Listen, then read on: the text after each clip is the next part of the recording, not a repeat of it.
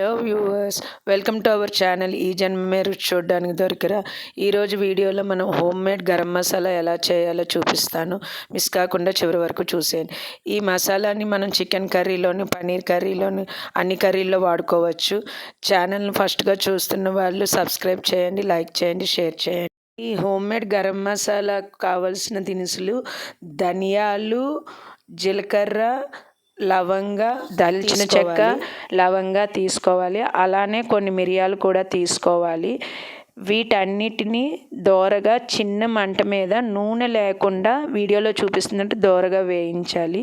లాస్ట్లో కొంచెం పచ్చి బియ్యం కూడా వేసి వేపాలి. వేపిన తర్వాత వాటిని ఒక పక్కన పెట్టి చల్లారిన తర్వాత మిక్సీ చేయాలి. మిక్సీ చేసిన తర్వాత ఈ విధంగా పొడి ఈ మిక్సీ చేసిన పొడి గరం మసాలా. దీన్ని అన్ని కర్రీస్లోకి వాడుకోవచ్చు. Hope you like this video. Thank you for watching this video. Keep watching our channel. ఈ జన్మమే రుచి చూడడానికి దొరికిరా. Keep watching our channel.